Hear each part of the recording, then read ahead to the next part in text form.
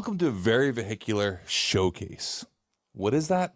We're not even sure ourselves because, hey, we're still making it. But it's going to be a little bit of a hybrid of a podcast with a documentary. I don't know. It's just another way for me to tell a story. And let's tell the story of why we have to tell it this way. So about a year and a half ago, I set out to do a project that we were calling The Brutal Mountain and was following some of my favorite people, which are the guys at BBi, on yet another attempt at going to Pikes Peak. But it kind of all fell apart. For years, I have wanted to tell the story of Pikes Peak. This is a place that first grabbed me in around 2008. Look, I saw it as a kid, but I went there in 2008, and I got to stand on top of that mountain. Actually, I got to ride up it in Mike Ryan's Freightliner race truck. Yeah, 12,000 pounds. And it just captivated me. It was something that it became this thing. I wanted to go back and, one, drive it myself. But two, I wanted to tell the story. It felt so unique compared to all the other types of motorsports that I had been involved in. And from that point on, I kept looking for stories to tell there. And I've told multiple stories there, from races to even bringing Ken Block and the Hoonigan there for Climb Kana. And that mountain has fought me every which way. So I should have known a year and a half ago, when the opportunity to go finally tell the documentary I really wanted to tell about this mountain, where I got to follow 5 different drivers who all had very different stories and lived in very different classes on the mountain. I should have known then that that story wasn't going to actually happen. And like all good projects, sometimes they just fall apart for a multitude of reasons. But we're not here to talk about why it fell apart. We're here to talk about the pieces that we did capture. So today, joining me will be Betim Berisha from BBi, as well as his good buddy, Steve Wetterau. And their story last year, and actually really BBi's story over the past decade of this mountain, and how it has been an absolute nightmare to go and compete there, yet they keep going back, except for this year, actually. And last year, we left Colorado with a bit of unfinished business on all fronts, which made me convinced we'd be going back this year. But, like all things Pikes, it's completely uncertain and totally unexpected. And now, a conversation with Betim and Steve on all things Pikes Peak.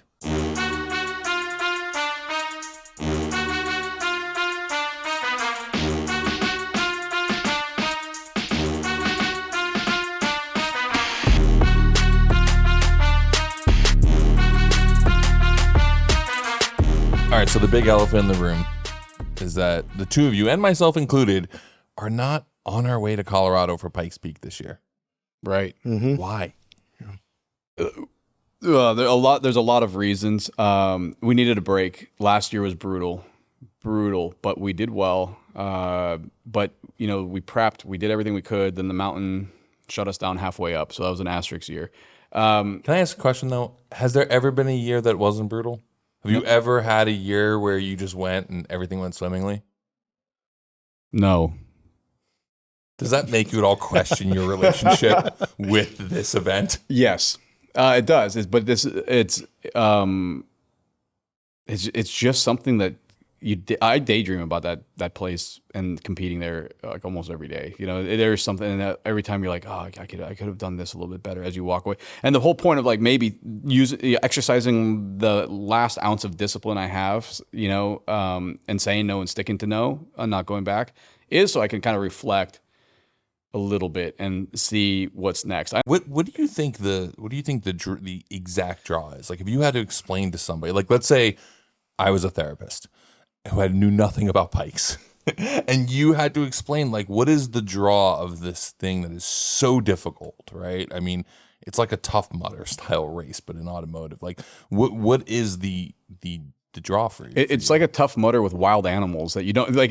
Tough Mudder, okay, I'm gonna get shocked as I go through this. I got to climb over this thing. It is like is it marmots again? Right? Yeah, marmots. Yeah, literally, you literally could hit an animal at Pikes Peak and end your race. Yep. And then the next corner, you're like two corners off start. Yeah, those variables, but the backdrop, the beauty, the camaraderie amongst the teams, the kind of grinning in the face of adversity, the whole grittiness of that place, the grassroots feeling of it, the being able to rub elbows with factories out there as a privateer and looking at multi-generational people and families and teams that have been there forever. There's so much that brings you in. And then as you come in all wide-eyed, oh, this is great, we're back, you get kicked in the head, and you're like, oh, I remember why. I remember this is gonna hurt. And Steve is someone who has crewed there now for years and first time driver and winner. What is it like? What's the draw for you? Man, I love the challenge. I mean, it's just really hard to put into words. I mean, I think about it every day. I open up my laptop and there's a picture of the car going up the mountain. I mean, it's amazing. But I mean, sometimes it's just after a good practice day, and if everything goes well, you're just hanging out and having a beer and just saying, yeah, let's go do this again tomorrow. But do you find it as brutal as it is? I mean, it really is. Betim just making it brutal. There's got to be part of that. I heard this thing today called a type 2 activity, which is an activity that's not fun while you're doing it. It's only fun when you're done. And I was like, well, that is definitely what I'm into. That's 1,000%. Exactly. Here, I think you just coined it. I like it because I like chaos, and I get to blame it on something. I get to blame the chaos on something and still just go through and thrash. Oh no, we got to do this. You know, I'm not the one who caused this by no means, but this is none of my making. No. I didn't put us in this mountain horrible situation. The mountain decides, right, guys? No, but Steve, for you, I mean, do you find is that brutality something that you're attracted to? Yeah, I think the chaos is just one of those things. There's always something new that comes around a corner. You're like, oh crap, we got to go do this, we got to go do that. But I kind of like it. Yeah, and I do like it. Let's go do it again. He's a extreme problem solver too. So you throw stuff at him, and like I said, he tries to act like he's calm and pragmatic, but he's just as crazy as I am. Like he's, if not more sometimes. Like but it's fun to watch him go from being my buddy, then running a car there with Tanner, then helping out and watching the ups and downs, and still be like, I think would be fun if I actually drove. It's like, so I mean, just add one more car to the pile. Yeah, but yeah. I mean, for the first 4 years, crewing and helping out Betim and the team, it was just get done with it. And you're like, that was so crazy. I would never want to do it again. A week later, hey, you doing Pikes again next year? Yeah. So the chaos. I mean, and you're doing it together with just such a tight knit group that works so well together. And yeah, you're at each other's throats sometimes, but that's no different than anything else. So it's awesome. Yeah, it is. It's you never know that you're in the adventure when you're going through it, but then you, like what Steve was saying, then you reflect back even a week later, you lick your wounds a little bit, catch up on sleep, some of your skin grows back, and you're like, that was insane. And then the stories come, and then, then all of a sudden you're amped and charged again, and then the vicious cycle happens. I mean, just like imagine the outside looking in. People are like, oh, cool, these guys got to go drive Pikes Peak. That's awesome. Mm-hmm. I want to be on that team. Then they show up and they're like, what the hell is going on here? No sleep, altitude sickness, no food, only food for this 5 minutes, no food after that. Yes, that's it. Exactly. Yeah. It's going to rain. It's going to be 90 degrees and also 30 degrees. And then altitude sickness again. And then like 70% of your sleep is in the back of an F-250. Yeah. And by the way, if you sleep for too long, you get altitude sickness. But if you don't sleep enough, you get dizzy and get altitude sickness. Where do I sign up, guys? It sounds like an awesome vacation. By the way, you also shouldn't drink caffeine, but you need caffeine to stay awake the whole time. Copious amounts of it, but then that's going to hurt you. Sign me up. Yeah. Yep. How did, for you, Betim, how did like Pikes Peak first kind of find you? Pikes Peak found me, long story short, by the guy named Jeff Zwart. BBi was rolling, and we've obviously heard of Jeff. He was a local to us in Southern California at the time, and in 2012, he came rolling into the shop and just walked right past the front desk, right in the back, and I was like, oh, hey. And then he looks like, there you are. I'm like, there you are. And then we started talking. He said, hey, I drove a 2010 GT2 RS street car, won that class, and I drove a cup car, won that class. But it'd be really cool if I mix those two, put the turbo in the cup, the agility and the lightweight of the cup and the geometry, and then the horsepower and grunt of the turbo for the altitude. And I was like, well, we can do that, because we've been building high horsepower turbo engines that can survive for quite a while. So we literally just took one of our very standard, we call them the B8 engine, which is 800 horsepower at the ground, and kind of retooled it and put it in the car. And 800 horsepower in 2013 was a lot of power. Yeah. Like now it seems a little more normal. Now your dailies are doing it, you know? But back then it was unique. Yeah, and that hooked me. We went out there, and I did not know what to expect. And we get there, and I was just blown away. And then from then on, I've been obsessing over that place and figuring out, like, how can we do better? You know, before that, you're working for Porsche Motorsports. You're working in road racing. I mean, you have sort of like the ideal job for someone who wants to go into motorsports. You leave all of that to go do BBi. Did you ever think that you'd end up going and making Pikes Peak, like sort of what the company revolves around in terms of like its storytelling? No, never. I never thought that in 2012 and a half, before, like a day before Jeff showed up, I never thought we'd be there. I always loved it, and I watched it. Even as a kid, I watched when like Chevy was there, when it was all dirt on Speed TV. Worldwide Sport. That's what it was, yes. Wide world of sports. Yeah, and I remember them talking to me. They left the tailgate open. They were cheating or whatever it was, but I just remember how cool that was. But I never thought that we would build our brand identity around that mountain. Yeah. Never. And then there you are. We pivoted, fell in love with it, and just said, we gotta do this and make a business out of it, because it's too cool to like, just sit back on the sideline and watch other people do it. And from then on, I was like, this will be my thing that I get to go do. And that's kind of how we did it. And then 13, 14, 15, he got first in 2015. We took a break till 2019. And then that's when 30 days till the Sunday when we were running the car at Pikes Peak.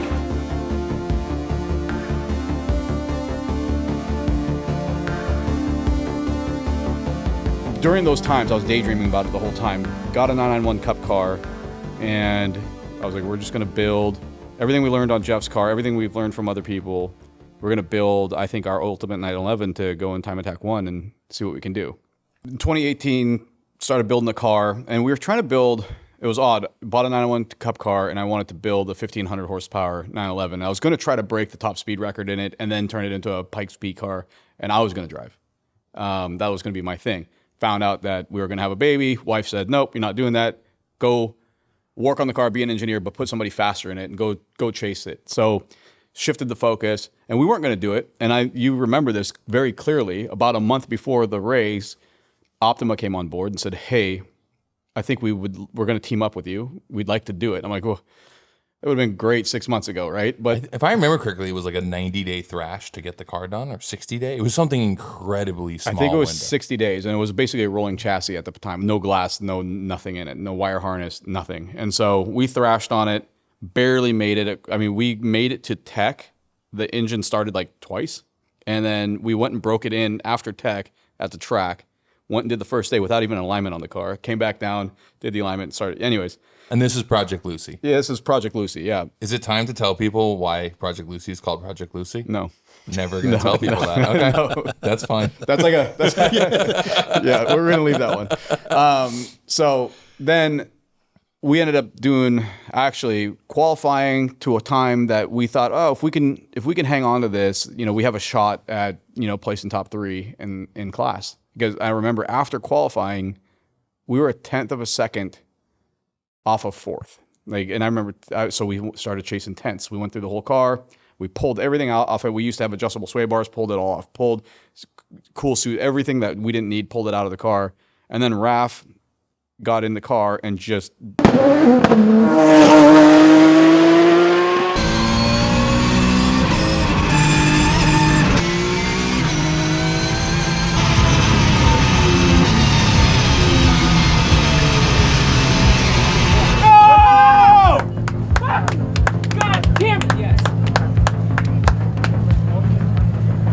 He just turned it up, and because finally the car came together, the chassis setup was there, engine was great, so he put it all together and ran a 923 up there in 2019, which I think it was like 941 was the old record, something like that, and that was like And what record was that exactly? Time Attack 1 record. Yeah. That was a Time Attack 1 record, which is a class that I've always really liked. Jeff's the one who introduced us to that class, and it really was cool because it pertained to our business. It was the kind of direct reflection of what we do on 911s. I mean, and to rewind back to the business, because I think this is something that a lot of people maybe don't understand, is that you guys are not a race shop. You are a customer car shop, right? So it's like you don't go racing every weekend.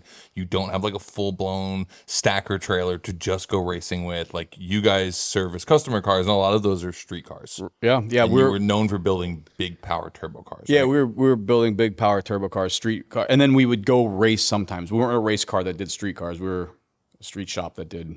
We dabbled in the race car world. Yep. But you weren't like Champion, Right. which was like really focused on going racing, Exactly, running right. in series, Right. Yeah. So which kind of made you guys the underdog.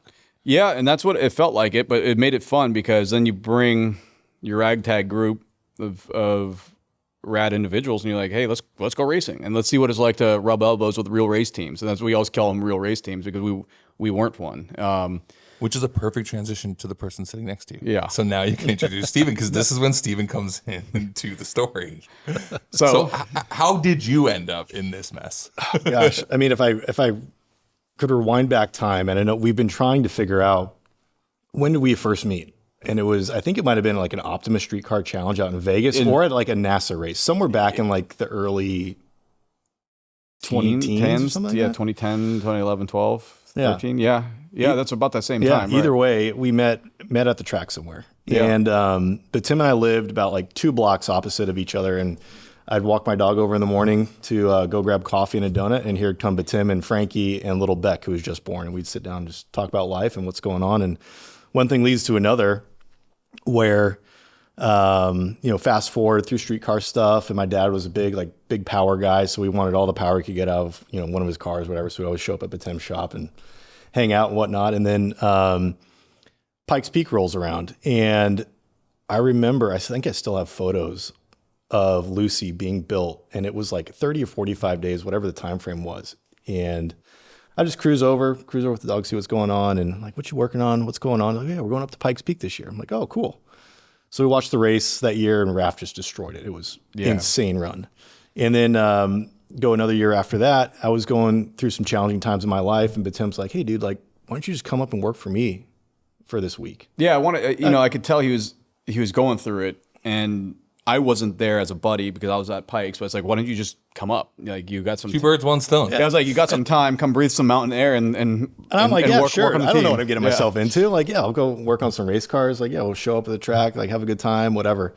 Roll around, and it was like a mad thrash getting stuff done. I think you guys had just rolled off the mountain. I rolled in on like a Tuesday, and off we go. And it was just nonstop for the whole week. I think I slept a couple hours, which was And totally. this is 2021? I think it was 21. Yeah, that was 21. This is the 3-car run. Right. Yeah. So Yeah, you and then there was a 3-car run. We had Donahue, Raph, and Tanner. Tanner was in the GT4. Donahue was in the GT2, which is called Sunny, and then Lucy .2, basically. And I remember that year because I remember telling you I thought you were crazy because it was already a lot of work to get 1 car. And you're like, I'm going to make it even harder and bring 3 cars to the mountain. Right. But it was a good year. It was a good year. It was a good year. I mean, I do remember having engines out of cars the night before the race, but other than that, it was a good year. It feels like that's always the case. Whether if you're chasing something or you're just trying to, you broke something, whatever it is, like it's never been like, hey, this is great. All right, we're gonna get some good night's sleep. Wake up in the morning, go do it. It's just. Do you think that's part of the appeal for you, though? Yeah. Yes, it absolutely is. I have the problem of not leaving things alone, and also I don't back down from a fight, and that gets me and my poor crew, and it gets everybody in a lot of trouble. Yeah. Yeah. I heard from somebody this year when they heard that you weren't coming. They said, wow, it's going to be such an uneventful week leading to the race. I don't know. Not the race itself. It's the week leading up to the race. Because, having been there with you, through multiple experiences, there was always the story of, oh, I heard BBi didn't sleep last night and drove an engine out from California or with all my interns working in a minivan. in a minivan, and they swapped it out in the middle of the night and they stole parts out of a production car that was parked at, at the dealership or whatever. We've done that a lot, actually. That's not a badge of honor. That's that's not like a good thing, right? I don't know. You seem to like weirdly be driven by that. Oh, I am, absolutely. What I'm not driven by is just things going okay, right? So I guess I don't know. That's for another conversation. But then Steve came out, and we were in over our heads. Tanner was doing great in the GT4 car, the Cayman, and Steve kind of adopted that program along with just supporting us in anything that we needed and not sleeping with us. And I could tell he was enjoying it, oddly, but because nobody needs that, right? But I could tell he enjoyed it. I could tell he liked it. And then I don't know. I would just obviously having your best friend with you doing this was a lot of fun too. Is the misery loves company. Yeah, I mean, what was it from your perspective, Steve, like kind of come into this? And I mean, I didn't know what to expect, but at the same time, I think it just totally got my mind off of whatever was going on at the time. And that's what I find attractive to motorsports is I can just fully focus on something, and whether it's being on the sidelines, helping support my best buddy and his crew, or doing my own program and just being fully committed. And I just absolutely love that. Well, I mean, during that period, was it a lot of fun just kind of just crewing with the teams and doing all of that? Because, I mean, I remember, I think you and I had met just before that, but I remember coming in on the 3-car team, and it was like, you guys had expanded on a level. Like, all of a sudden, it was like there was a lot going on. Every driver is in a different class. So you're racing in 3 different spaces, and cars are running at different times. Like, a lot of organization. And, like, that's not your strong suit. Nope. Nope. So, like, you came in to kind of help, and you were doing a bit of everything, right? Yeah. Yeah. Obviously, we'll get to it, but you eventually go and race there. How much of that was like a learning experience being in all of that? 100%. Just seeing how the logistical operations going on. I mean, getting these cars, number one, just to Colorado, then finding a space, not just for 1 car, but 3 cars, and then eventually 5 cars. Yeah. It's just insane. All the support to get the cars up on the mountain, find space for all, 3 cars at the time, and then it was eventually 5 cars. And understood how everything operated. And, it was crazy. Quite frankly, it was just absolutely nuts. Yeah, I mean, look, for those who are listening to this and they haven't experienced a week of, like, what it's like to be there. I mean, like, explain that for someone. Because, like, you came in, had never experienced it before, right? You hadn't been to the mountain before. And all of a sudden, you're dealing with practice, all of this. I mean, give people an idea of what that feels like. I mean, imagine just showing up, rolling in on an airplane, grabbing a rental car, getting over to the shop, and it's 3:00 in the afternoon. Engine's out of the car, or all the suspension's out, replacing dampers, what have you. Hoping that everything works right. You're getting the car done, getting it all buttoned up. Comes around 10 o'clock, car's almost buttoned up, ready to go, fired up. You're good to go. Load it on the truck. All right, now go back. We'll see you here in 2 hours. Yeah, you load up, like a lot of times we're loading up at midnight, and we're meeting at the truck and trailer at 2 a.m. so we can gas up, grab coffee, and start heading up the mountain. And then the next day happens again. It's just not even time to reset, and it just keeps on going. And it's all at altitude, which I think everybody forgets how fast that fatigues you. It was brutal. That was absolutely just the first time ever going up. I think we were practicing starting in Glen Cove. Mm-hmm. And I got up there and I got out of the truck and I almost fell over.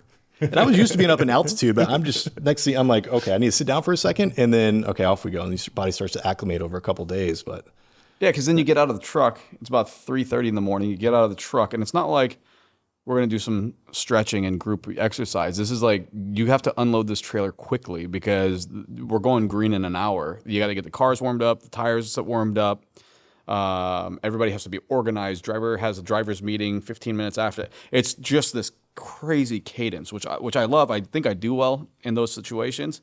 And as we've, to Steve's point, like he got to look at the back end of everything and kind of look over his shoulder because he's a very organized person. That's how his mind works. I'm glad it looks that way. Yeah. I mean, to people like Betim and I, this guy doesn't take much to look organized. Right. But anyways, the point is it was cool to have my buddy, because you're always describing it. No, I don't care like what we talk about here. Nobody will feel it. Nobody will understand it until you get there. And I know everybody says, oh, it's a mountain, but you do not understand the gravity of the entire week, especially because that's one thing that I am is highly competitive, right? If you're highly competitive, I don't care about sleep. I don't care if we're chasing tents. We're chasing tents. If we have to pull dampers off and I look at my poor crew while they're just like fingers are bleeding and they're ready to go home, we were doing shifts. Like I would drive half a crew back home so they sleep, pick up the crew that wakes up, and we're doing like these 4-hour on, 4-hour off shifts and cycling people through. Steve was driving people around, and that's if you go through the effort to be there, then you be there, right? And that's kind of the mentality. And maybe that's why I enjoy that, is because I do enjoy pressure. I do enjoy my wife says chaos, but I don't know. I just do. It's a problem. I mean, out of all It works well. Yeah. Out of all the different types of racing and events you've been to, do you feel like Pikes is the most chaotic of them?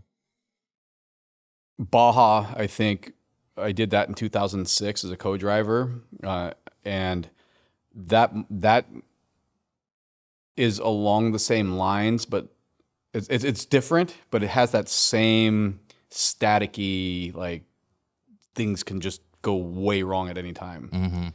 But Pikes, the problem, I don't know. They both would love rally racing. I know. Yeah. Yeah, because I think there's something interesting about there's a few races that still exist that are like almost from a yesteryear, right? When like chaos was acceptable, right? Yep. Isle of Man, Baja, Dakar, the Nürburgring 24-hour, obviously Pikes, right? These are these events that like still feel like really dangerous, but also kind of very untamed. It's almost like all those events you just said you couldn't start today. You couldn't be like, their grandfather did. Yeah. There's not an insurance company in the world that would insure a new idea like that. No. I mean, so after going, Steve, and like getting into it, does all of this sort of excite you to go compete at the mountain? Like, are you sitting there while you're doing this thinking, this is a lot of fun, I'm really happy crewing, or in the back of your head are you thinking, I'm happy to help Tim with whatever he needs for the most part.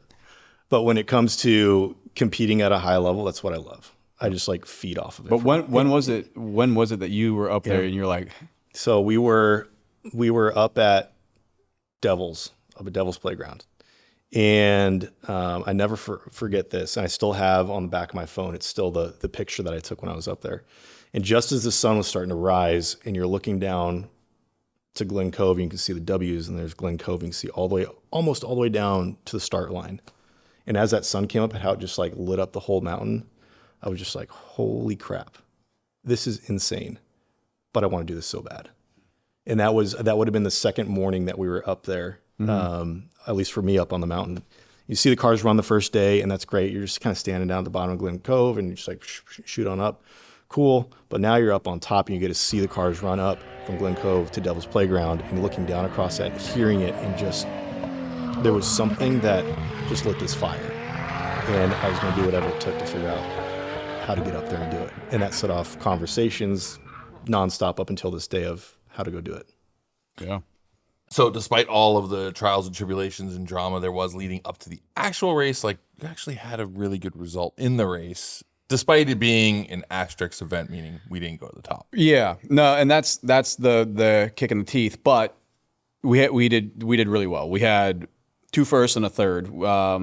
Tanner Faust did first place in GT4. Raphael did first place in Open, and Donahue did third in TA1, Time Attack 1. That was, I think, the first time a privateer car or team has ever entered 3 cars in 3 different classes and been on the podium in one deal. So yeah, 2021 was good. It was a great learning experience. But like, if I remember right, and this is where I'm going to start pointing fingers at you.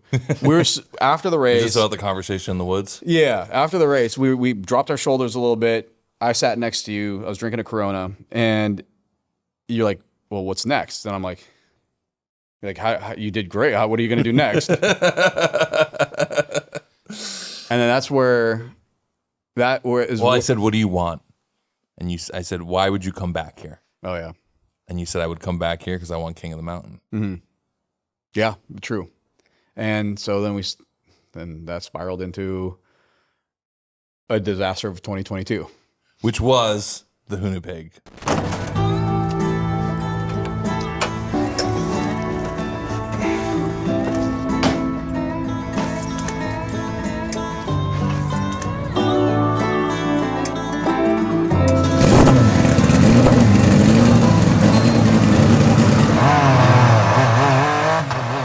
Hoonipig project. Yeah. And I mean, that's like its own podcast. But just run us through, and you were a part of this too. You were there for it. I mean, I think that's a classic.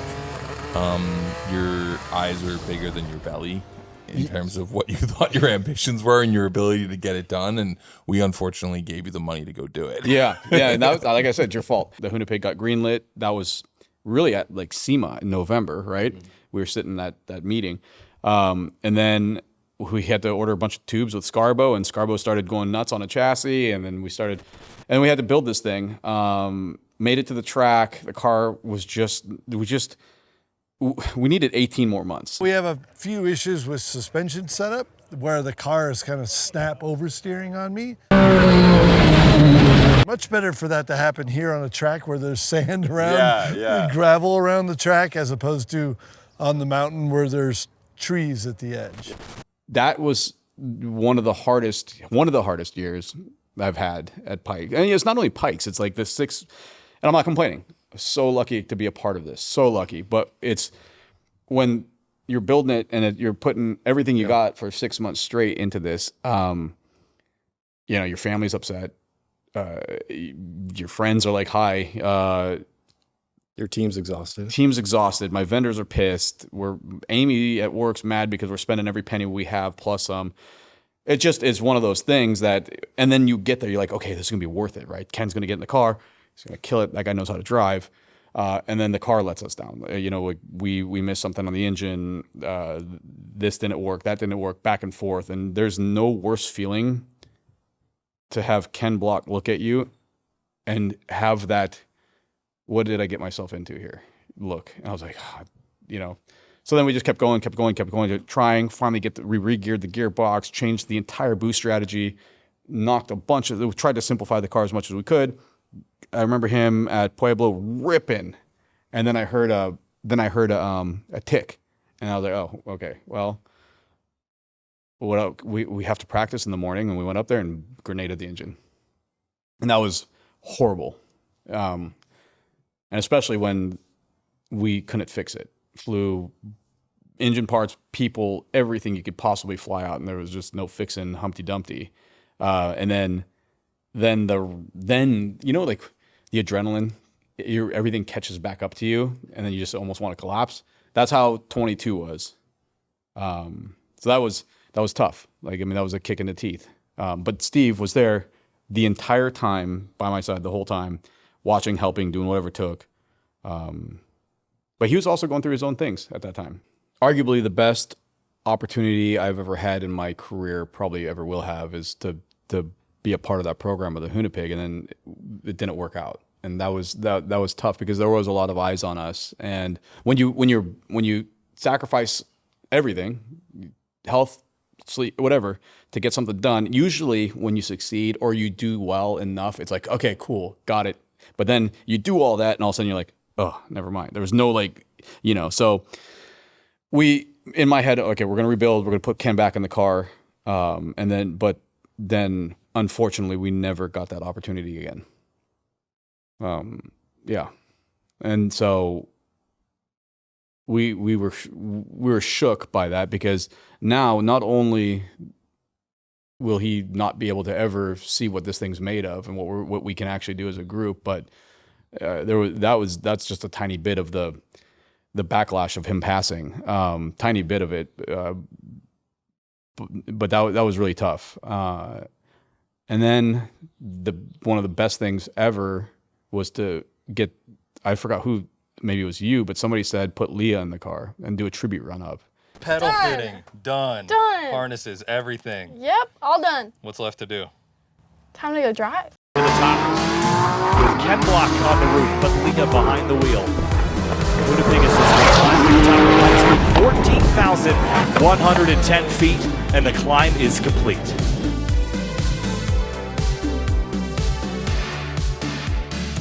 And that was that had to have been a highlight of my Pikes Peak experience, was having her run that car up, have fun in it, and get to the top of the hill.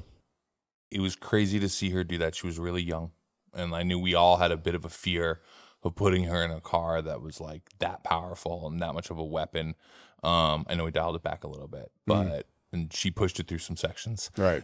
Even though we asked her not to. Yeah, it'd be amazing to see what she could eventually do in that machine or another machine like that. She was fast at Pueblo, real fast in that car. She's fast. And then it gets even worse because 4 months later, you have a fucking heart attack, dude. Yeah. 4 months later, 3 months, whatever it was. Yeah, whatever it was. Had a heart attack. And that was like, okay, yeah, I'm almost dead, right? And spent 5 weeks in a hospital, in and out. And then they did a double bypass. And I'm here right now. Made it. We're happy about that. Yeah. But I mean, how much do you think was because you were not taking care of yourself, running yourself ragged? I mean, I imagine that had a lot to do with it. Yeah, no, it did. That does nothing good for you, except nothing. But there was a genetic issue. There was some other underlying issues that were creeping up, and then it just let go. Just let go, but yeah, the stress and the lifestyle was not helping it at all. But it was inevitable. I mean, and Steve, at this point, like, you're obviously one of his best friends, and you're sitting there seeing this.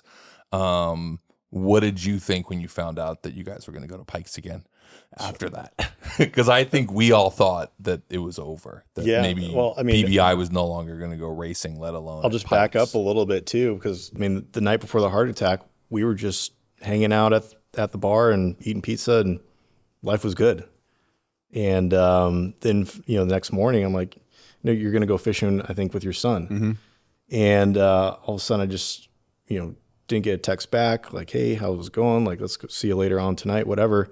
And then Amy calls me and says, hey, he's in the hospital. He had a massive heart attack.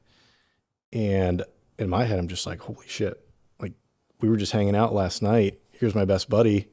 And I wasn't even thinking about how BBi was going to go on and racing or any of that thing. I just want to make sure that him and his family are going to be great, as best they could be. And so you fast forward through that, and you get to the point of like, hey, you about ready to get back after this? I remember being pissed at you when I heard that you were going back. I'm like, what are you doing? Take a year off. Let it be. Like, you won't. Like, you gave us all a really big scare. Yeah, no, it was a big one. I pushed really hard through cardiac rehab training. I pushed through getting back on my feet, and and just trying to get healthy again. And I just couldn't stop thinking about, and I feel bad for Amy, my wife.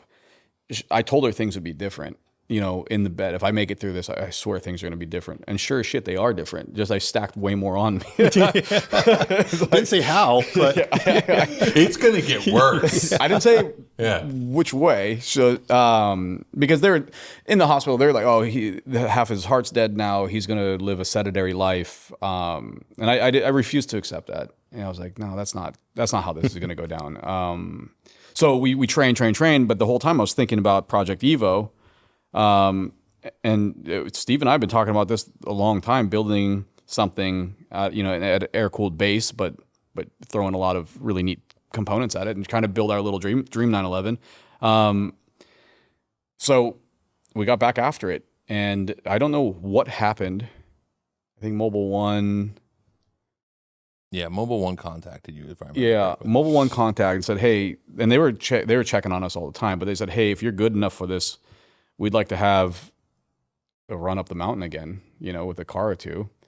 And so there goes. And then all of a sudden I'm back in the shop, cutting metal and working away with the boys, just not at the capacity that I could before, but, pushing, and then fucking found myself right in that same spot again, like pushing way too hard, pissing off everybody around me and trying to get Project Evo out to the mountain. And we did. And then we blew that engine up and then missed all the practice. And to rewind a little bit, but Steve, like in that moment, as you're seeing him getting back there, like as his friend, are you sitting there being like, I know he needs this, but maybe he doesn't need this? Like, how do you sit? I don't know. He's just as demented as I am. Knowing Betim, when he's telling me like, yeah, the doctor's telling me I'm gonna, sedentary lifestyle, and I'm not gonna be able to do half the stuff I was able to do. I'm like, those doctors are a bunch of BS. Like, there's no way that you're gonna sit around and do that. And you bounce back surprisingly. I mean, all due respect, surprisingly quick. Yeah, but it was really good. And so I'm seeing this happen. The Evo project starts to come together, and while you're overseeing everything, the most amazing thing, I mean, that's when I think about BBi and Up on the Mountain, it's like the grit of getting something done and how that team comes together to make sure that those cars go up the mountain. They're safe, they're going to be fast, and if they hold together or not, we'll see. But you know what? Most of the time they held together. And Evo comes around and the whole team just rallied. They saw the vision that Betim had set out to build that car. And they went to war. And they got after it. Yeah. The one thing that I have found very impressive about the BBi team is that you guys are like an ad hoc group to go racing, right? This isn't what everyone does as their full time, but when they come together, it's like they get this one really rad chance to go do it. And they all, even though they may not have the experience as the people who are, in the paddock next to them, who've been wrenching on race cars every single weekend, like, I think in some ways, like, it actually drives them more. Like, you guys have this really good underdog sort of like attitude of like, we're not these guys, but like we can still do it. And I actually think it's funny because I don't even know if you guys are underdogs anymore. I think you may still feel like you are, but I don't think other people. I think there are people this year who are like, oh, BBi's not there. Whew, good, No, I know that for a fact of teams that have been testing the past couple of weeks running up until this week or race week that have said of all the teams that they've worked on, BBi always got it done, and they're I'd put them up against anybody. Yeah, I would put them up against anybody. But when it's really one big race that you do a year, it matters even more. Oh yeah, when you do 20 races a year, it's okay when one goes bad. It's not great, but you got next weekend or you got the weekend after to go do it again. Yeah, I think for you guys, it was like, this is the one event. So when it does go bad, like it did in 24, it's like you spend an entire year without having that. You have an entire year to think about how do you get some sort of revenge. And I use the word revenge on purpose because it feels like revenge, right? That's 1,000%. And that's so in 24, Steve, Paige, everybody was up there because this was our kind of like, hey, this is our comeback. Betim's back. The team rallied. They ran so hard while I was down. And so we were excited about it. We show up. I launched the engine during practice. Jeff barely gets any time in the car. The little time he did have, he liked it, but there was no time. And then flying engine parts out, minivan stuff, everything, rebuild the engine. We're right back in the same shit again, right? And then we're going. Steve's there. Get the car running again. Missed qualifying. It was such a disaster. Loni, in the meantime, is just ripping. She's ripping in Lucy, right? And she's doing such a good job there. And that year, the mountain, everybody says the mountain decides or whatever. She was angry. She turned so many cars back around for reruns. A lot of car crashes, a lot of mechanicals. The day just drug on and on and on. So even Loni went up. Lonnie's run in 24, her first section time was 9 seconds faster than her qualifying time. She was on a ripper. And 3/4 of the way up the mountain, everything was going great. They turned her around because of a mechanical.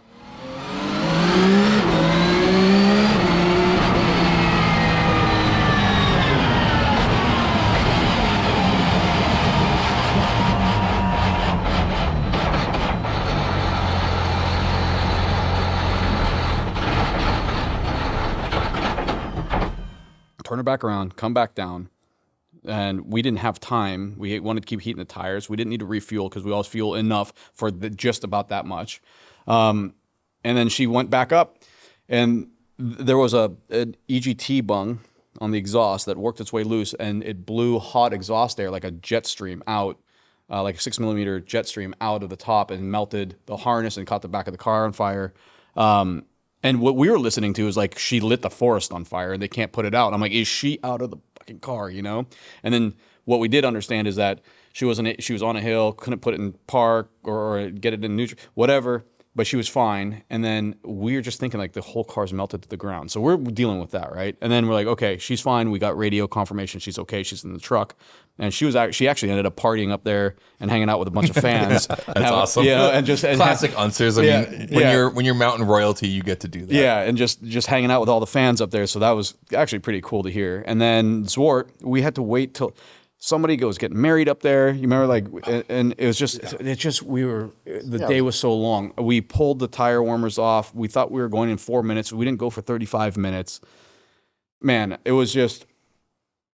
It was like the death of 1,000 cuts, you know, where so many little things went wrong that then we're like, okay, cool, Jeff, just enjoy yourself, get up the mountain. And as he takes off,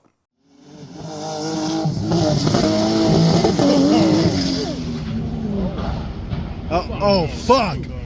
Uh-oh, that's a tree. That's a fucking tree. That's a fucking tree. gets into second, turns into third, and then I don't hear him anymore. I'm already walking back to look at timing and scoring and try to get on the Jumbotron to see what he's doing. And then I'm like, I don't hear him. I turn around, and all I can see is like a puff of dust coming up around turn one. It's not even turn one, I don't think. They just lit the tires, and the car went off. He just never had enough time in the car. And then we had cold tires and all the way down hot track. It was just like I'm like 8 months out of a heart attack, right? And a double bypass. We've blown up our engine, did everything we can to get there. I'm broke. Everything's gone. I think our car, Lucy's done. So I thought that was a total write-off. And then this car was basically a total write-off. And I just sat there. I was like, what just happened? Like, I don't belong here. I don't belong here. The mountain doesn't want me here. Something doesn't want me here.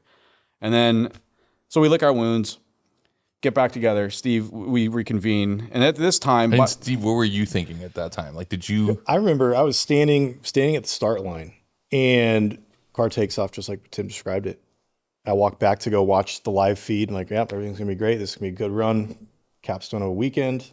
Then all of a sudden, I remember turning around and see Sander just walking up. I said, hey, man. And he just kept on walking. I said, okay, that's not good.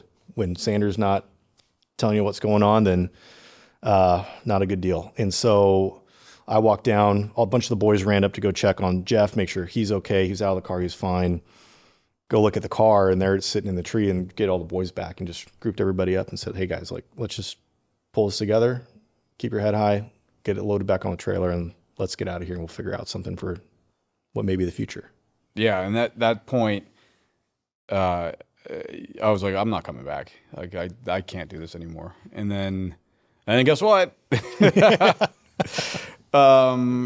The redemption year. The redemption year. So let's move. So this is where it gets spicy with Steve. We get there.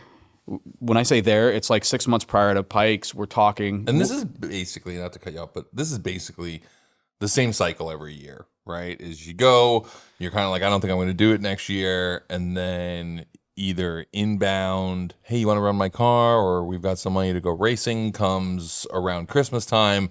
And then all of a sudden in January, you're like, okay, we're going. Well, what happened was leaving or up on the mountain, Mobil One said, you're doing this again. You can't just end it like this. And I was like, yes, I can. I'm out. And then we kept talking. And when we got back, Steve and I were like looking at this destroyed car. So we rebuilt this thing, took it to Monterey for Car Week, just like as a prototype, and drove it around the street. Actually had a lot of fun in it. And me driving it on the street and like just having people go drive it around, Evo. We're talking about Evo. That like reinvigorated something in me. I was like, we have to go back, you know? And then so after that, we put slicks on it. We went out to Button Willow. Steve and I were shaking it down. And then the day before that, I called Zwart. I go, where are you? Like, you got to, or maybe the week before that. I go, you need to come out here and get back in the car. You know, get back on the seat. And did he want to? He did. I think he knew he needed to. For more reasons than one, he needed to get back on the horse, you know, so to speak. And he had a great time in it. And because we sorted the car out, we changed a few things. And then the car also became this like little violent thing that you could throw around and have fun with. And it's like, hey, we're going back and you got to drive it again. You know, Mobil One's on board, you, the same crew, everybody. So he said, okay. And then Loni, obviously, when the car came back down in 2024, we're like, oh, it's not even that bad. We had to just rewire it, fix that. And then the car, we messed with it a little bit and, you know, ended up in that time building another car. So then we're like, hey, let's retire that car because it spooked me. Let's build another car. So actually, Steve and I ended up buying a flipped 992 Cup car out of Texas. We flew to Texas to look at this thing. It just looks like God picked it up and threw it across a field. And it's just like, it was just like a ball of a car. But then it came with a brand new Porsche chassis. And Brand new tub. Yeah, brand new tub. So we made a deal with them and then built this thing up to be a pretty badass twin turbo Cup car. And all the things we learned from the Hoonipig engine, basically this thing has the same architecture of that, almost the same engine as the Hoonipig. And then Sander did all the electronics. It's a really, really fun car to drive. I just drove it 2 weeks ago at Sonoma and actually got dusted by Leah in the 993. So this is Dixie. This is Dixie. And so we would go back and start planning these two cars because we need Loni to have another shot and we need Jeff to have another shot. And this is a redemption for us. And then Steve, he's like, you know, I really want to do that GT4 class. And for me, I think the GT4 class is a relatively good way to enter that place because it doesn't require as many crew. You can't touch the car as much. It's not like this whole custom one-off thing. You kind of have to run it as like the AC you have to run it. It's all homologated. So. Yeah, it's a homologated series. So It's a driver's event. So he's telling me this in winter, right? And we're skiing. Where were we? We were in Mammoth. I think. Yeah. Then he's like, "Hey man, come over here real quick. We got to take a call with McLaren." I'm like, "What?" So we take a call with McLaren. We're talking about. So he's looking already at which car is going to be the best in the GT4 class because now they opened up for the turbo class as well. And then he's like, "Hey man, you want to go to Daytona?" I'm like, cool. We met with Aston Martin. I think you met with BMW on your own. So he's just trying to figure out and looking at which car has the best chances within the rule set and landed on Aston Martin. So we took a red eye out of, I think, Orange County or LA or whatever, down to Daytona, landed at Daytona, went to the track, had the meetings, basically came back home. We were at the, and this is also Donnie, who's already like, hey, we're running, right? So, and we're teaming up with Porsche Colorado Springs. So this is like a Porsche. So now you're up to 3 cars. Now so you already have, you're at 3 cars now, which is already the most you've ever ran before. Right, we're already matched that, which I said I'd never do again. Mm-hmm. And then we're at the Atlanta Lounge, the Delta Lounge in Atlanta, and we were talking about it, and you know, I'm kind of like, this seems kind of cool, but dude, can we just do it another year? We already have 3 cars. And Steve's, his words he always says is, how can I help? How can I help you? You know, and he's genuine. He really wants to know how, like, what can I do to help you? That's usually how he ends the phone call. And he asked me that. I go, don't fucking run. Not this year. And he's like, how else can I help you? Yeah. Is there another way? A lot like that. But I remember saying that. Sander was like, we can't do this. Because Sander came with us. And he's like, we can't do this. That's going to be 4 cars. And you said something to the effect, and I'm paraphrasing or I could be exaggerating here, but you kind of said like, well, I'm going to run it anyways. Like, or you said like, I'm going to do this. I think if I remember in the interview I did with you last year, you said something to the effect of like, he's so stubborn, he was going to do it anyway. So I figured I might as well just run the knew damn car. For a fact he would have. Like and this would have been like, he would have said, no disrespect, B, I know your plate's full. I got another team. We're going to do it. We'll figure it out. And maybe, we'll still work together. Well, I knew that was going to happen. And I'm like, well, dude, if my bud's going to go up the mountain, I can't not be a part of that. I have to be in that, because then you have me. I'm like, well, now I care about him a lot. There's all the way down. And it was just a different element to it where when Steve is behind the wheel, I know he's one of the most pragmatic drivers. He's very calculated and he's clean. Yeah. And so I knew he's not going to be a showboater. I knew he was going to take this extremely seriously. And so I was like, okay.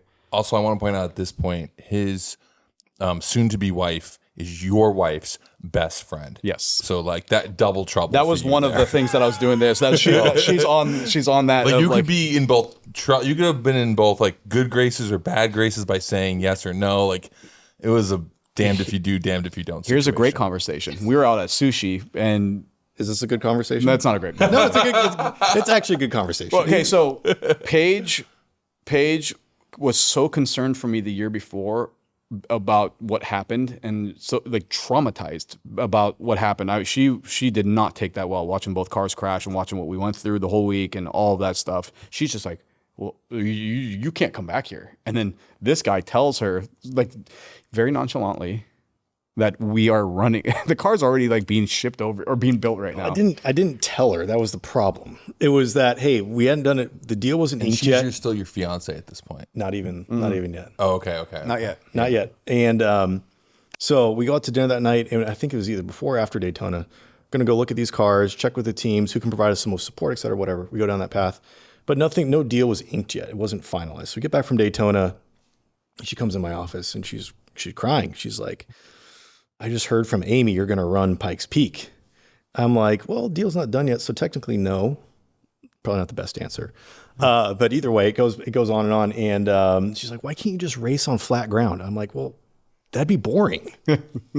So either way, fast forward, we get a deal done, and off we go and start to set wheels in motion to kind of at least figure out how we're going to get this all done. So to rewind a bit back, because clearly you've been plotting and strategizing this from 21. Yeah. Right. So you're there in Right. 21, you experience this, and you're like, I need to do this myself.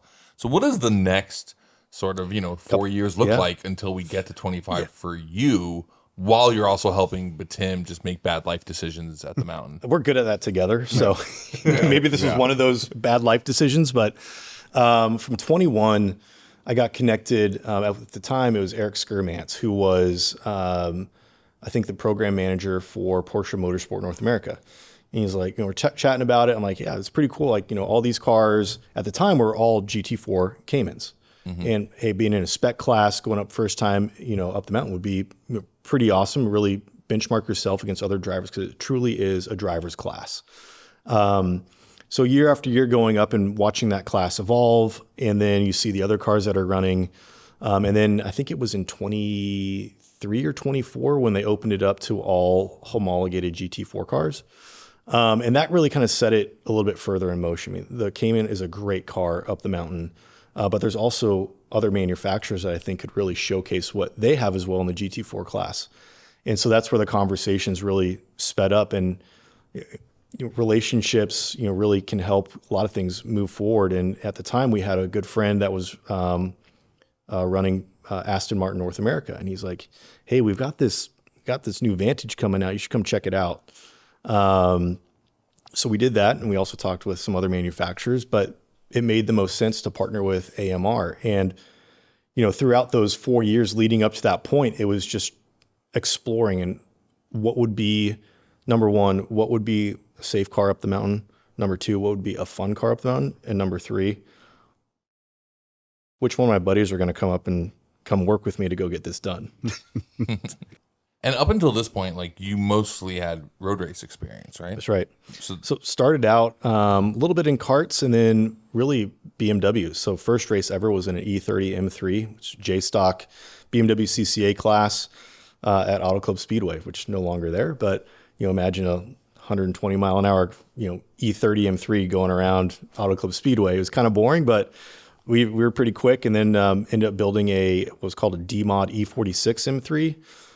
D-Mod was like, you could add aero. You could do some engine stuff. We had to be below a certain engine displacement for that to all work well, and had a great time doing that. And that car was hyper competitive. But then at the time, I really just needed to focus on work. I'm like, hey, racing's great, but I got to pay the bills. So focused on just a little bit on my career during that time. But then I just got this itch again, like time to jump back into karts.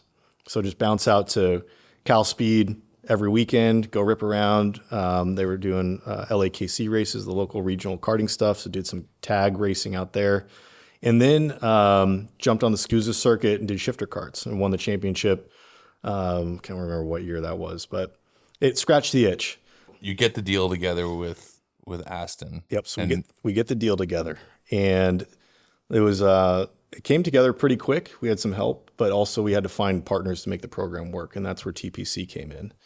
And TPC, they've just been good friends of mine for a very long time, and they wanted to be a part of something that fits their clientele, and Aston Martin worked out very well. And then just the backdrop of Pikes Peak was just, when they saw some photos of years past and meeting with Betim and seeing what he's done, they're like, we got to be a part of this.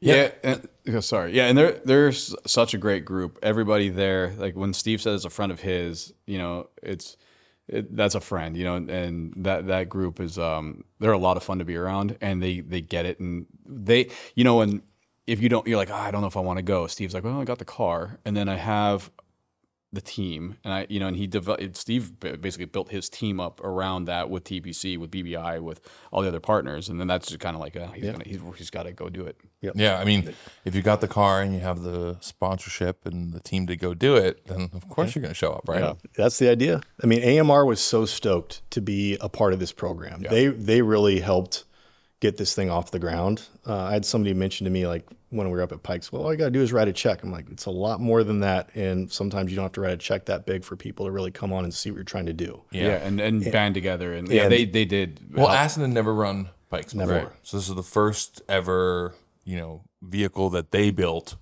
that was going there. And they built a car for GT4 racing, not for Pikes. So I'm assuming you guys had a bit of a teething program to go through, or to get the car ready. I mean, where was that? Because, like, obviously you're up against the Cayman, which is slightly different vehicle, smaller, lighter weight, obviously not turbo, but those cars have also been running there for years, and their suspension is tuned a lot better now for that. Right. Yeah, they have a lot of laps up there.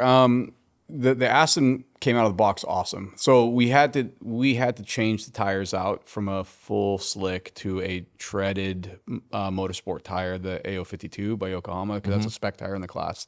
Then we had to, within the window of what is allowed, we had to make the chassis more compliant. We played with ride heights, but we had to be, they were watching us so closely. So closely. And so we had to operate in a very, very small window to make Steve comfortable. And we're doing like 10 millimeter ride height changes in the rear, up top, coming back down, seeing if you still have, you know, do we have too much roll in the back? And he'd come back, he's like, yeah, it's too much. So then finding that compromise between the two narrow windows of operation to make sure that he's comfortable in the car, that he can do his best work, and then stay within the rules, because we were getting scrutinized like crazy, because dude's like lighting the world on fire up there. And but to rewind back a little bit, you know, even though you're working on this for a couple of years, if I remember correctly, you didn't get into the Aston until like a month or so before the race. I mean, so you had very little seat time, right, and development time to kind of get. I mean, there, here's right? like the car was supposed to show up, I want to say beginning of March, something like that. And I'm calling the guys across the pond of like, what's going on? Like, where's the car? Like, oh yeah, it should have been on a plane. It should be over there. Weeks go by. I call Betim. I'm like, hey, dude, have you heard anything? And next thing you know, a flatbed truck just shows up outside of BBi. I was going to say, what do you do? Like, check a tracking number? Dude, like, I'm just sitting there and it's like, I don't know, it still says it's out for delivery.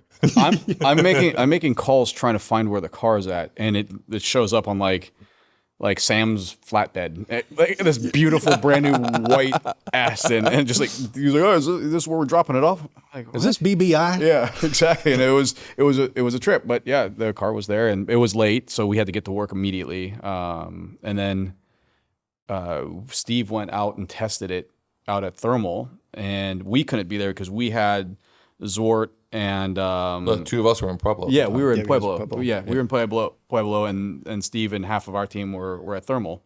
So we had the 3 cars going, 3 out of the 5. 5th car was Amelia, right?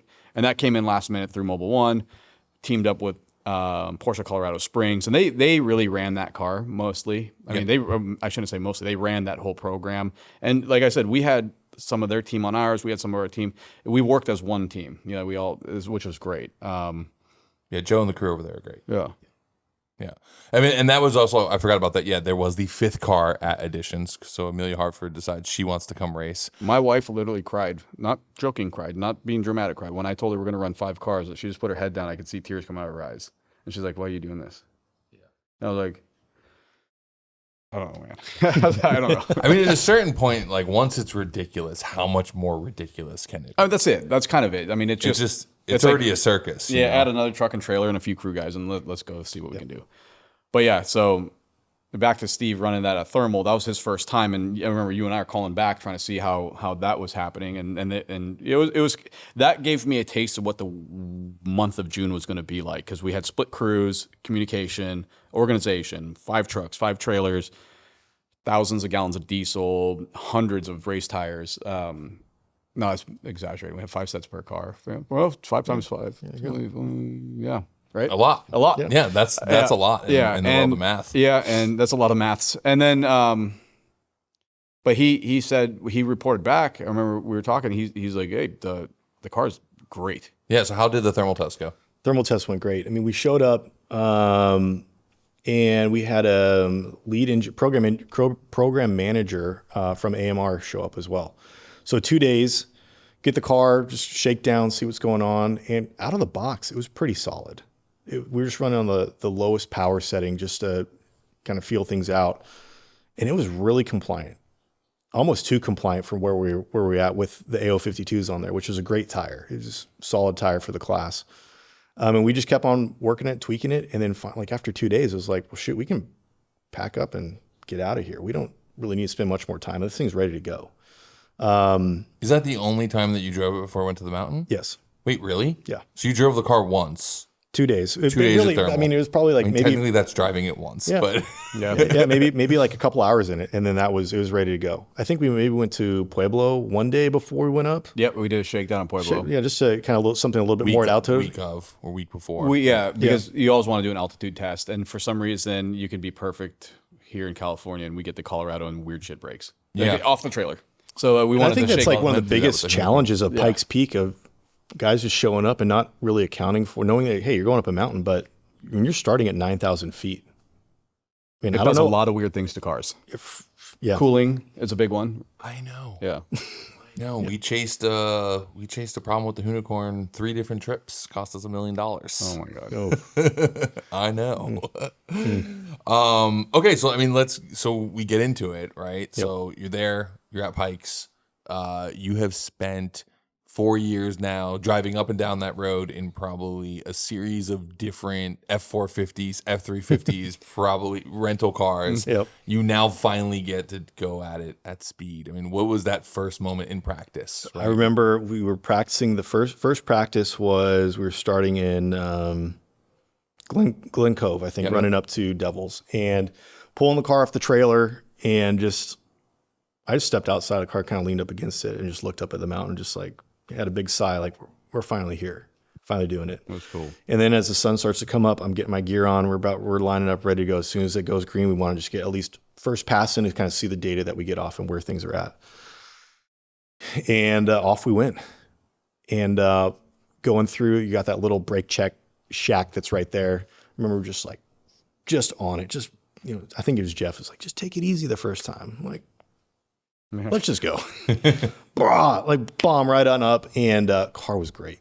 And it was, at that time of the year, you had just snow on the side of the mountain, and like you're still kind of, a little bit sketchy here and there. So I'm coming down the mountain, pull back into pits, and things were just great. I mean, it was just like finally that first taste of really running the mountain, like finally here.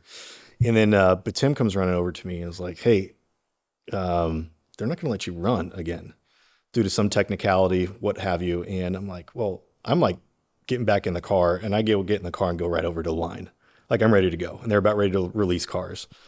And yeah, they're very hot about not letting that thing run, and kind of. but Tim kind of. Tim's watching what he says right now. But Tim Yeah, had there his were way. eyes on it. Yeah, there were some eyes on it, and rightfully so. I mean, we showed up and we had a really solid car, brand new car, and I get it. But either way, we move on and we figured it out. And but Tim figured it out in his ways. He got to run. Yeah, we got to run. That's the point that matters in the end. And that whole first weekend was fantastic. I mean, the car performed well. The guys that came in from AMR were all over that car and making sure everything was where they'd want it to be, where I wanted it to be. And we just were starting to play around with just little tiny settings to fine tune where we wanted that car. And that really set us up for the next, do we have 2 practice weekends before the main week? Mm-hmm. And then race week rolls around and we were just set up, ready to go. But after that first run he did, the sigh of relief I had when I could hear him coming back down, I was like, okay, he made it. Cool. And then how was it? He's like, oh, it's great. It was so cool. I was like, and? He was like, oh, it's awesome. And then that's when he's like putting his helmet back on. He wants to go back out and do it again. So I think it was like, hey, let's play with the ride height a little bit. Yep. Let's go do this, that, and the other thing. I'm like, all right, let's go. And then, yeah. And then Tim's like, cool, I have another fire I have to go take care of. Yeah, you're good? Okay. See ya. Exactly. And speaking about that, like I interviewed you like a day or 2 days before the race. I mean, it was actually, I think, the day before. And you were really confident, like extra confident, more confident than most people are, I think, the day before a race there. And I think a lot of people tend to kind of use I'm just here to get to the top, right? I just want to get to the top. And at that point, you were like, no, I'm feel like I can go and win. What do you think, gave you that confidence at that point? I think, confidence can be a killer a lot of times, but in that situation and showing up for Pikes for my first year, we had the team. We had the support that we needed from AMR. We had the right setup on the car, and I was extremely confident in my driving. And I think the mix of all that coming together really just helped set up what the race day was. And I don't want to say that I was like overconfident, but I really felt that everything just fit so well. It just works so well. You get that perfect mix of everything that makes a team great that ultimately is going to give the driver confidence to get in the car, regardless of whether it's Pikes, out on an endurance race, what have you. It just felt right. Yeah, and I don't mean to call you out for saying you're overconfident. I think there's like a weird superstition at Pikes. Yeah, there you go. Where nobody ever says that they're going to do well. Yeah, like it's as if the mountain's listening. He's the first person who's ever said that, and that I've ever heard. What I say? That you were like, I'm gonna go there to win. I think most the people, superstition, and I don't hear this at racetracks. Like I think that the confidence is pretty standard in most places, but there's a superstition about the brutality of that mountain, that if you go out there and you say anything other than, I'm just out there to drive to the top, I just want to make it to the top, I just want to get the car and myself there in one piece, that if you say anything other than that, the mountain will smite you. The mountain's like, what was that? Yeah, well, yeah, you're getting it, you know? I think that's really interesting though, because maybe, in a way that I was thinking about it was, I set my goal. I was coming up there to win the GT4 class, plain and simple. And I did, looked at everything to make sure that we had the best opportunity to do that. And maybe it's the rookie mentality of not, even though I've been around for a while and hearing all these superstitions, the mountain decides and all that stuff. At the end of the day, it's up to you driving that car up the mountain, regardless of whatever the conditions may be, to maximize the performance of that car and you as an individual. And so for me, it's almost like, well, F all those superstitions or whatever the mountain decides, all that crap. I want to go up and just perform. There's Tim's always getting nervous right now that the mountain I might can get hear ready- you from I here. know. I'm like, yo, chill out, man. So, and I, with all due respect to everybody that may think all that other stuff, I mean, hey, that's on you. But ultimately, I set my course, and that's how I think about it. So, Steve said, and I'm not paraphrasing here. If we go do this, I'm not going there to fuck around. His exact words. We're going there to wreck shop. Yeah. So we wake up the next morning. It is a beautifully clear day. It is one of the nicest days I've ever seen at 9,000 feet. But at 11,000 feet, porta potties are being flung around like something out of the Wizard of Oz. And it is a major windstorm. I forget the speeds, but it was incredible. I think it was over 100 miles an hour. Yeah, it was one of the craziest storms they've seen, which was wild for us because we're all at the bottom and we can't really see what's happening. We feel a little bit of wind, but apparently it's really bad up top. And they make the decision to once again asterisk an event. And I just realized every time you bring 3 or more cars, Betim, the event ends up becoming a half mountain race. So this ends up becoming a half mountain race. And I remember just this mood shift throughout the entire paddock area where everybody just was like, oh. No, you could feel it. And it's weird. I've been there before for that. But the last time I was there was clear weather. We were socked in. You couldn't even see up the mountain. It felt like it was going to rain any second. This was a completely different situation. It was a beautiful day.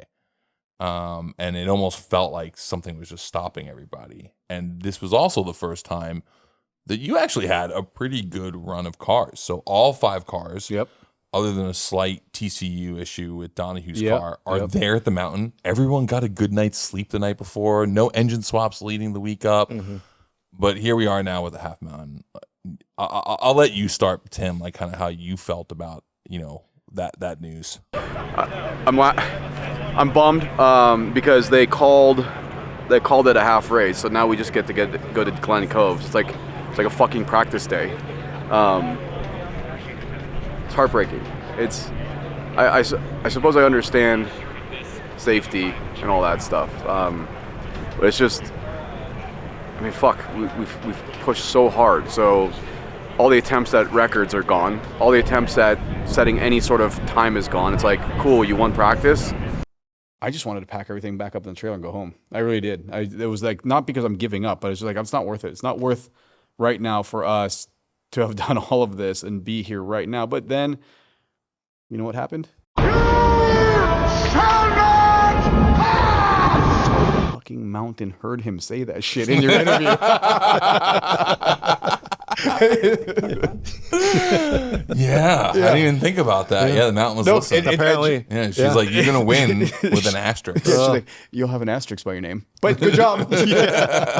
No, but in all seriousness, that was a tough one. But hey, look, so we say, all right, let's make the best of it. We kind of regrouped, slapped ourselves in the face. They stopped whining. At least everybody is dealt the same deck of cards. So let's play it the best we can. And the team did great. So how would you feel? That was a tough one. I mean, you work so hard, and every day our program kept on getting better and better and better. And to go up there, trying to take GT4 overall, and then potentially set a record for that class, and that day that comes down for an asterisk race, and we're just, what else can I say? Well, hey, we're here. The mountain, I guess, heard me from the day before. So screw you, but off we go. It was pretty rough, but especially the AMR guys, they had put a lot in this program and were ready to really celebrate something really special, regardless of how we finished, because just for them being there was pretty special, like it was for myself. And so, you just wrap your head around it and say, all right, well, if that's what it's going to be, we can't change it. I'd love to go run it all the way. Just keep on driving on up and see where we get Dodge to. porta potties. Exactly. And so that was it. It was just, I think we were pretty early on in the running. I think GT4 class was, so I was the last one in the class to run.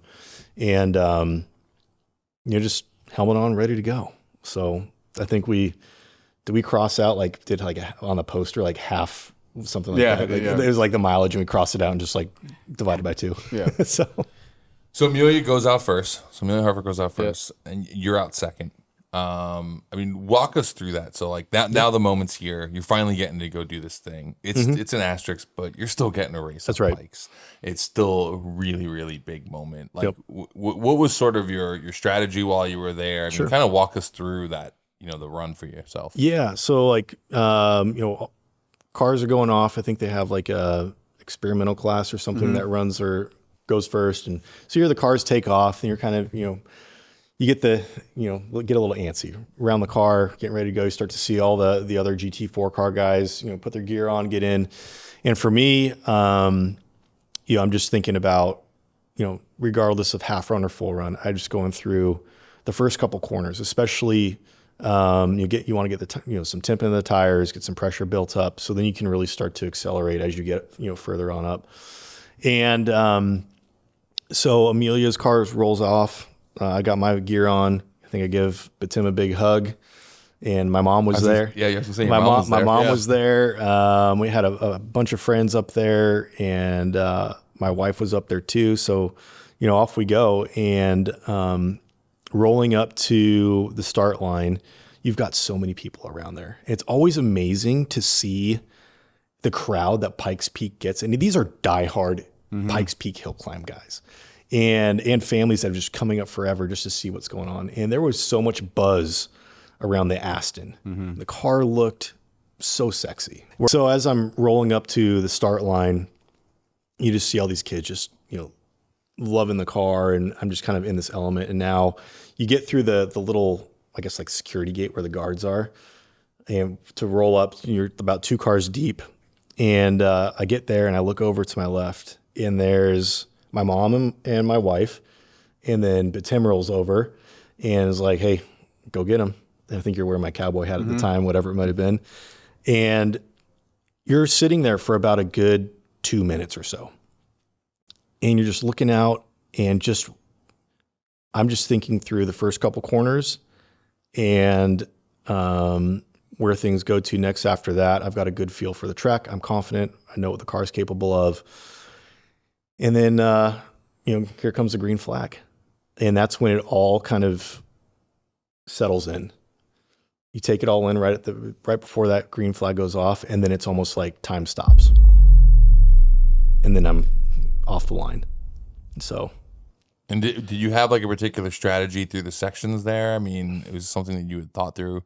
I know a lot of people attack the mountain in many different ways because there's so many corners. There's obviously, there's literally corners named for rookies because people make a lot of mistakes in certain corners. Like, what was your thinking around that? I know Jeff and Donahue worked with you on those pieces too. Yeah, Jeff. So Jeff and I did a ride up in the mountain early on. Just he and I, one time up, and giving me all his pointers. And it's amazing to listen to him talk about all his break points or apexes. It's like, oh yeah, that little tiny pine tree that's in the crack on the left side. Like, yeah, that's my spot, this, that, the other thing. And, you have some of those thoughts. But for myself, there's really, you got rookie corner. There's a reason why it's rookie corner. You don't want to be the rookie that goes off in that corner to then really stamp that name harder into what it is. And in the Aston and specifically GT4 class, you want to roll as much momentum as you can because it's still comparatively to other cars. You've got, GT4, it is really a momentum car, whether you're racing up a mountain or out, in an endurance race, what have you. And so my big thing was get through the first corner per the year prior. Yeah. And then really start to build up the speed to where we knew this car would have been really fast through the W's in the top section. But in the lower section, it was really, really strong. But also the big thing that happened that day, as you mentioned, obviously the wind. And while we were down in the pits, you couldn't really feel the wind at all. But as soon as you got out on course, it was dusty and dirty all over the place. So until you get some heat in the tires, you really got to play it pretty careful on what's going on and dialing in some ABS settings, TC settings to kind of deal with that a little bit throughout the run. And then just let the car do its thing. So 2 days prior, knowing where the track was and how things would have changed, obviously don't want to go send it into a corner where it could be dirty. And all that wind, all the talk of the wind, the porta potties disappearing like in Wizard of Oz was just, that was in my mind a little bit. But but building up the speed, feeling up the track, dialing in the right settings that felt right for the car in those conditions, and then just letting the car do its work. That car was going to be really fast in the W's and then up in the upper section. But in the lower section, it has a really great opportunity for some good speed and carrying speed through a lot of those corners. That car was very compliant and it worked really, really well. So going off the line, I remember just making another look over to my wife and my mom and then hauling ass. And off we went in the first corner and just got a good amount of understeer coming through that as it was, tires were kind of cold and dust on the track. And then just letting that thing eat. That very torquey car felt really solid. And as building up pace further and further up, understeer, came out a little bit more, which was great. The car wanted to oversteer a little bit more, which was kind of fine with some of the tighter corners that you get. And then I get to rookies and just sent it on through there like it was nothing. And it just felt so good. Did you have any moments or was it pretty smooth going up? There was one, I'd have to go back and look at the video, but there was one where I just went maybe a little bit too deep, and just with the dust on the track, it just kind of washed out. But I remember a pretty tight left and just kicked the back end around and off we went. So like not a big deal, but it probably cost half a second, maybe a second in that position. But the car I can't say enough about all the work that the guys at AMR did on getting that car set up. And then between the team of taking my feedback of what I was looking for in that car and just corner by corner and just feeling the front of that car and the grip just continued to build as the tires built some temp in them. That thing just sung. It was the most amazing feeling. What was your favorite sector during practice? Like, were you prepping for the bottom? Because I know a lot of people sort of drive the bottom and then try to make especially turbo cars, try to make some time up top. Like, what was your strategy before actual race day? I think our strongest section, I know this from our times, but also just how I felt, was the upper section. Mm-hmm. Bottom section's great. It's nice and long and kind of flowy. You get to the W's and good switchback. Once you get past Devils, and then you shoot through the upper section, that car just ate. It was so quick. And go through bottomless pit, and that thing I remember seeing this video, and it just hugged and just off it went. And it was just hooked up. I mean, whatever we had figured out on geometry on that car, it worked really, really well. And I think it was one of our practice days up there where I was fastest overall in a GT4 car. Mm-hmm. And not to toot my own horn, but being the rookie up there and seeing your name at the top of the timing, even though it's just a practice, this is with other classes. This was other. So practice 3, and I think we had open. We had open, and do we have time attack? No. I think you had open, and I don't know what else was up there. I mean, not exhibition, but yeah, you had Pikes Peak Open in that because we were together. Yeah. Well, let's go with that. Yeah.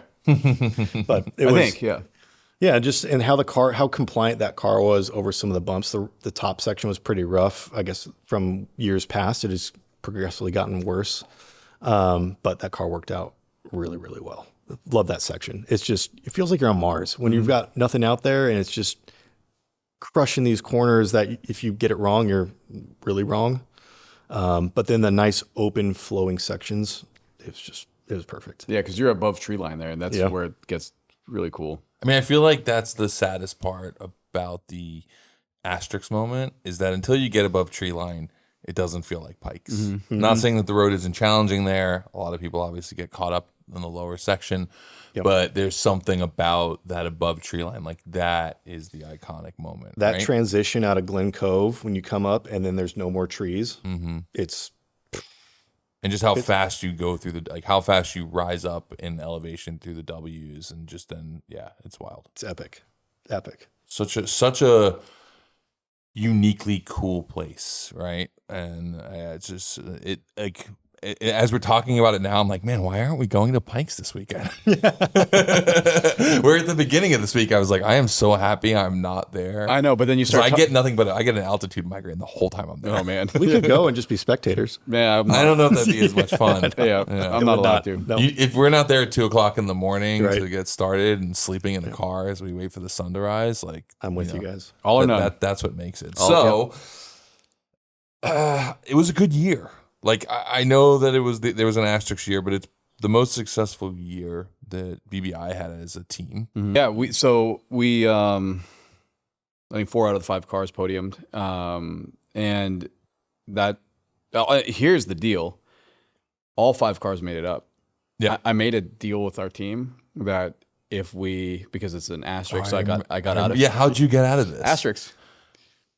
What was the deal again? Well, the deal is I'd shave my head and my beard if all 5 cars made it to the top of the mountain. Oh, yeah, but you got off on Yeah, because they're like, all right, get the shaver, and I like top of the mountain, not half of the mountain. No, but look, I couldn't be more proud of the team. And here I'll get a little commercial here. All of our partners, everybody just came together in such a way that the drivers, everyone. I mean, Donahue scraping out a second with the car not shifting. I mean, he basically drove up the mountain in 2, maybe 3 years. Yeah, he's an animal. Amelia did great. Steven did great. Lonnie was just on fire. Jeff was actually having a great time in Evo. And I spoke to Jeff at the end. He got the redemption he was looking for. Here you go. Look at this. Oh, man.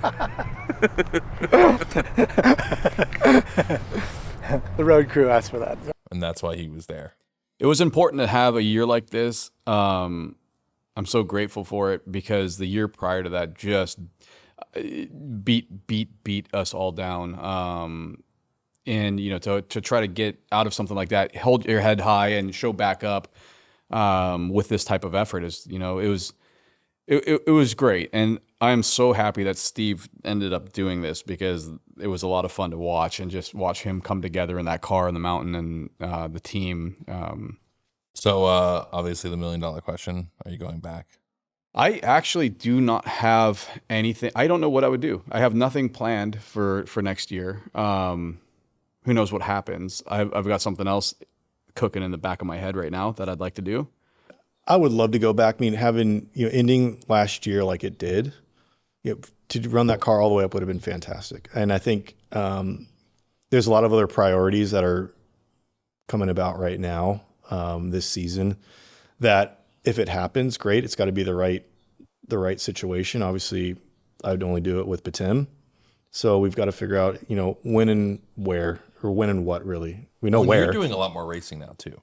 Right. So what have you ran this year? So interesting enough, right after we were up there race week up at Pikes, and then I was asked to go to a breakfast. And right at that breakfast was a gentleman named Steve Dinan, and we sat down. Just a gentleman. Yeah. Steve Dinan, legendary. Yeah. Legendary BMW. Right. Yeah. And he wanted to chat and kind of see my thoughts around Pikes, but also wanted to kind of explore what the future would hold, in potentially GT4 class or beyond. We just got to know each other. And out of that conversation was a test at Road America. They had a driver that wasn't able to make the race, and go test. Let's see how you like this. So it was in a BMW GT4 running Michelin Pilot Challenge in IMSA, and test went great. And next thing you know, we're signed up for the race in August. And I show up there. I'm driving with Cam Shields, and we ended up podiuming the race. Ended up second in first ever IMSA Pilot Challenge race. Oh, yeah. So 2-hour race, and that set off a firestorm after that of, shoot, what's next for you next season? And we had some great discussions, and then that kicked off a full season running Michelin Pilot Challenge with Peregrine Racing, which is Steve Dinan's race team, and in partnership with TPC, which is another great, bring the partner along as well that helps us out in Pikes Peak. And now they're a partner with us on the endurance side. So running that all season. We kicked off at Daytona in January, and it's been nonstop ever since. From going from Pikes into an endurance race, like how different is the mindset? Like, does it feel similar? Does it feel like two completely different worlds? Is the pressure Pikes? I just feels like a pressure cooker that's different than a lot of other racing. Do you feel that way, or? It is different. Pikes is so different in a sense where race day comes around and you have one shot to get to the top of that mountain, or halfway in our case.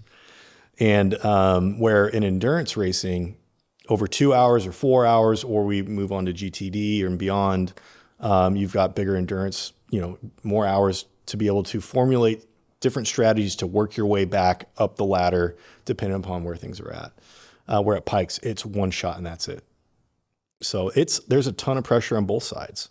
For Pikes, you got to show up and make sure that the car is ready to go, and then you got to set a great time, and then you only get one shot. Endurance racing, you've got so much strategy that goes into when you're doing your pit stops, when you're doing driver changes, how much fuel we're doing. Are we doing a short stop? Are we doing left side tires or only right side tires? Whatever it may be. And it's been a great learning year for myself in that series. We've got a ton of pace. We're really quick. Unfortunately, we just haven't had the results that we'd like so far this year, but it's one of those things about racing. Not everything goes your way, but we're having a good time doing it. We're hyper competitive. We've got great partners along with us. So it's an interesting ride. Does endurance racing just not like check your dominatrix kink that you have with motorsports? Yeah, the whip isn't big enough. No, it does. I love it. But it had to be like Nürburgring, which is like real brutal. Yeah. Yeah. It has to be something like that. Yeah. I get that. I mean, look, I think that, obviously this will be a week that we're not there at Pikes and I miss it. But it is one of the most brutal events. Like, it's brutal for everybody. It is. It's brutal for the media teams. It's brutal for the crew. It's brutal for the track workers. I mean, everyone who's safety, involved. everything. Safety, oh yeah, God bless the safety crews. Yes, I mean, right. it's like these, and it's even kind of brutal for spectators. Yeah, right. I mean, you get up high and then get stuck there the whole day. They went up there and they were there the night before when the winds were happening. Right. I wanted to know what happened with them because they lost porta potties. Like, you're in I tents. saw photos. I don't know if I can find one, but I saw photos of porta potties that had blown across the road and there was just blue shit stains everywhere. So, oh man, yeah, yeah. No, I do miss it, and it's even harder when I've gotten a lot of opportunities to go. We have some crew guys up there. We have some of our equipment, our trailer. You guys are servicing Lucy again for this year, right? Yeah. Lucy came back down. We went through her with Billy Johnson and the Allegra team. Great group. Billy's. You're going to see some pace out of that car. They've done a good job in developing that thing further. I'll be watching very closely. I was going to ask, like, coming this weekend, do you watch or do you not watch when you're there? I have to. We'll have a watch party. Yeah, we'll have a watch party. Yeah, we'll be over here. Yeah. But it is. I got the Racer Plus subscription, so we're good to go. Perfect. So. Yeah. No, it is a bummer not being there, but it is nice to actually spend Father's Day home. It's nice to spend my birthday here, which we just did, and I haven't. That's been a long time since that's happened. Felt weird. I'm like, what do I do? Happy birthday, by the way. Yeah, thanks.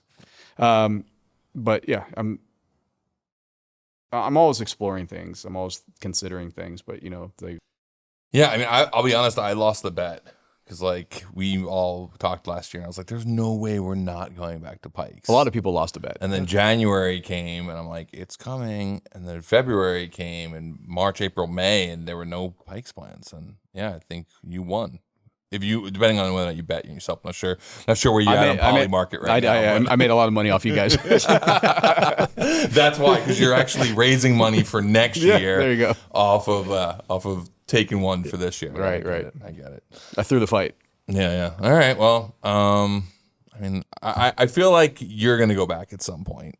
Probably. As long as he's going back. Yeah. It's a package deal at this point. So yeah, I don't think you can stay away. No, it's too cool of an event. I'll tell you that right now. It's like, I'm not going to equate it to like an ex-girlfriend, but then you get there, you're like, oh, this is why we broke up. But like you're imagining being back there the whole time or whatever it may have been, and like, and then you get there, you're like, oh, I forgot how hard this is. And you do. It's like, it's weird. It's a weird thing that because now all I picture is beautiful mountain, a backdrop, great people, working with Colorado Springs, like having a home base for a month straight, trying to figure out, well, where we're going to go eat, look up something different. It's like all those weird little things. Let's go to Dutch Brothers. Let's get some coffee. It's like just I miss that. I do. It's and the camaraderie and that we laugh so hard when we're there, even though how hard it is, but we have such a good time. It's like trauma bonding while you have to work. It's interesting.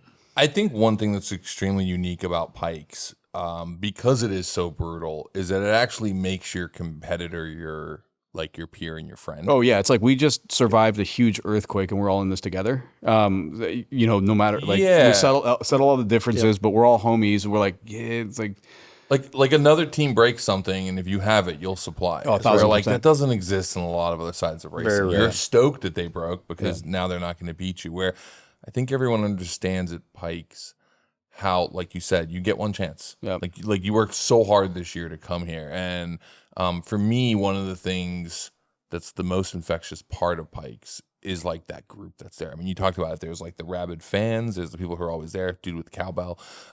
And there's also just those teams that keep coming back.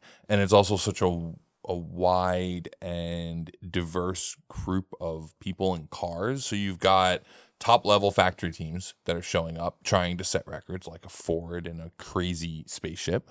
And then you have guys like yourselves who are privateers but running on the top level of the performance. And then you got other guys who are running up in like 1990s Audis. Nothing is cooler than that. I want to get back to the point where like you watch like IMSA racing back in like the 70s, and you got the dude smoking a cigarette, no shirt on, wearing his Levi's 501s on pit wall with a Craftsman box, working on a 962. You're like, what? I think we got to go do hill climbs in Mexico to bring that back. I think you're right, but yeah, I don't want a shirt on. I want to smoke a cigarette working on the car. It sounds like, that's why I like events like that, because you just touched on it. Privateers at any level can go rub elbows with the big dogs, with the factory, and that's kind of a cool thing. You got to a be part factory of. Ford, electric crazy thing going on next to a guy that him and his son and probably his grandfather all built a car together. Right. I mean, what makes it great is Pikes Peak is the most professional grassroots event in the world. Yeah. Because it is. Like, it has a grassroots vibe. Everyone gets the It's grassroots, yep. Everybody gets the exact same parking spot. Yeah. I remember, like, Bentley showing up, and it's like, guess what? You get the same footprint. The same 10 by 20. You get the same 10 by 20 Or whatever, as, yeah. like, the guy next to you in, like, whatever, a Toyota Starlet. Yeah. That's what you get, you know? And there's something great about that democratization of racing at Pikes. Like, no one gets special treatment. I mean, there's special treatment on some levels, but in that side, like, there's really very little special treatment. You get what you get, you go, and everyone's working elbow to elbow, and that's kind of one of the things that make it great. And it is cool because the family who's multi-generational there doing whatever, they can go hang out in the Ford pit and check this spaceship out, and they'll welcome you, and oh yeah, like it's cool because like me going there, I'm still an enthusiast. I still geek out on all of it. I still go hang out and look at some of the like that Audi, right? And then with the 5-cylinder and the the guys who came 5, over, they came over with that thing was super rad. And So they basically rad. built a mid-engine sort of Audi based on like 2 photos or 3 photos of what was supposed to be the Group S car. Right, that prototype Group S car. But yeah, so like I still geek out. I still go spend time with everybody out there because I truly enjoy it, and I think I'm a real enthusiast when it comes to that. Not jaded, but by seeing it every day. So it's that place it exposes all that, which is great. Yeah, that's really good. Well, I guess I'll see you there next year. Yeah, we'll see. I don't know, Steve. The mailbox is full. The mailbox is full.